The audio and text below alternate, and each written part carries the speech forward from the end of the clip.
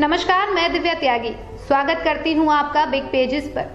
ज्योतिष विद्या भारत की कई महान उपलब्धियों में से एक है, लेकिन आज भी भारत में ज्योतिष के जानकारों को खोजना थोड़ा सा मुश्किल है। और आज इसी खोज में हम आ पहुंचे हैं आगरा की आशिमा शर्मा के घर। नमस्कार मैम। नमस्ते। जैसा कि हम सभी जानते हैं कि ज्योतिष विद्या काफ़ी सालों से प्रचलन में है, लेकिन फिर भी ऐसा लगता है कि आज भी लोग पूरी तरह इस विद्या से अवगत नहीं हैं। तो कुछ ऐसे ही सवाल जो हैं हमारे दर्शकों के हैं और आज उन्हीं के जवाब लेने हम आपके पास आए हैं। और इसमें पहला सवाल मेरा जो है आपसे, वो ज्योतिष विद्या की किताब का पहला अक्षर, या यूँ कह लीजिए कि ज्योतिष विद्या का स्तंभ हो, यानी कि कुंडली। हमारे दर्शक और हम सभी जानना चाहते हैं कि कुंडली क्या है, क्या महत्व है कुंडली का। देखिए दिव्या, होता क्या है, जैसे हम कुंडली को ऐसे समझ सकते हैं, जैसे हम आपके सामने एक ट्रे रखते हैं, उसमें एक गिलास जूस का रखा, एक गिलास पानी का रखा, एक गिलास दूध का, एक गिलास जहर का रखा और एक गिलास अल्कोहल का रखा। तो आप जब ये ट्रे देखोगे तो आपको ये जो पांचों गिलास रखे हैं, इनकी जो ड्रिंक इसमें है, तो आपको इनके फीचर्स पता है कि जूस से क्या होगा, दूध पीने से फायदा होता है या जहर हमें नुकसान करता है। तो जाहिर सी बात है कि आप जहर तो नहीं पियोगे, बट ये है कि आप जब उसके सारी चीज़ों की आपको जानकारी है, तो भले ही वो अच्छी चीज़ें भी रखी हैं और बुरी चीज़ें भी रखी हैं, पर आप पे असर कौन सी चीज़ करेगी, जिसको आप उठा के पी लोगे। अदरवाइज वो ट्रे में रखी हुई है, आपने नहीं पी तो उसका कोई असर नहीं होने वाला। सिर्फ ऐसे ही हमारी कुंडली होती है, हमारी कुंडली में 9 ग्रह होते हैं, पर कुंडली में 9 ग्रहों में सबका अलग अलग वर्क है।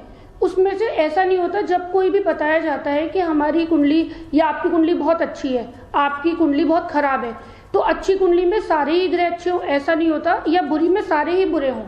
हमारी कुंडली में 9 ग्रहों में से मे भी 4 या 5 हमारे बहुत अच्छे हों, जो हमें बहुत कामयाब बनाएं, और 4 या 5 ग्रह ऐसे होते हैं जो हमारी उसी कामयाब वाले ग्रहों में अड़ंगा डालते हैं और हमारे काम को बिगाड़ते हैं। बट जैसे ट्रे में वो सारी चीज़ें रखी थी और असर नहीं हो रहा था जब तक आपने उसे पिया नहीं था, ऐसे ही उन 9 ग्रहों में से आप जिस ग्रह को जागृत करोगे वो आपकी लाइफ में असर करेगा। भले ही आपकी कुंडली में अच्छे योग हो चाहे बुरे, अच्छे योग होने के बाद भी अगर आपका खराब ग्रह आपने एक्टिव कर लिया, जो नॉर्मल हम जाने अनजाने में कर ही लेते हैं, ज़रूरी नहीं हमें बताया जाए तभी वो ग्रह एक्टिव होगा। हम डेली रूटीन में जो चीज़ें करते हैं उस जरिए भी हम अपने ग्रहों के स्विच को ऑन या ऑफ करते हैं। तो जैसे बुरा ग्रह एक्टिव होगा हमारी लाइफ में बुरा होने लगेगा, भले कुंडली बहुत अच्छी हो।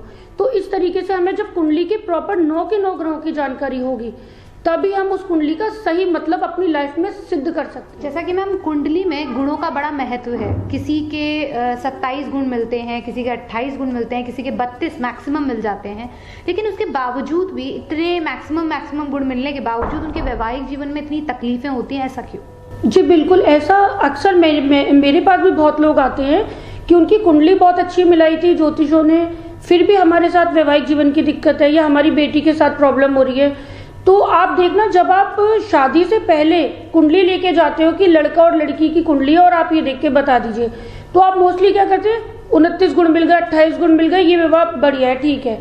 लेकिन जब बाद में आप लोगों को प्रॉब्लम क्रिएट होती है, टेंशन आ जाती है, फिर जब ज्योतिष के पास जाते हैं तब वो क्या आपकी कुंडलियों में गुण मिला के देखते हैं कि अब गुण मिलाओ कि कैसे है, वो फिर आपको पर्सनल कुंडली देखते हैं कि लड़की की कुंडली में वैवाहिक जीवन वाला कोई फॉल्ट है या नहीं है, इस वजह से प्रॉब्लम हो रही है या लड़की के में दिक्कत आ रही है।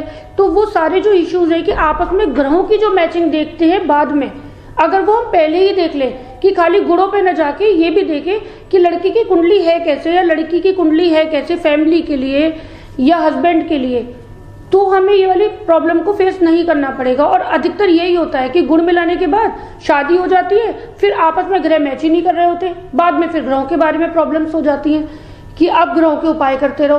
तो ये उपाय करने की नौबत ही ना आए, पहले ही हम इस चीज़ से अलर्ट होके उस वाले रिश्ते को ही नहीं स्वीकारें कि हाँ ये कुंडली ग्रहों की वजह से मैच नहीं हो रही है, गुण मैच है तो कोई बात नहीं। चलिए, वक्त हुआ आप सभी से विदा लेने का।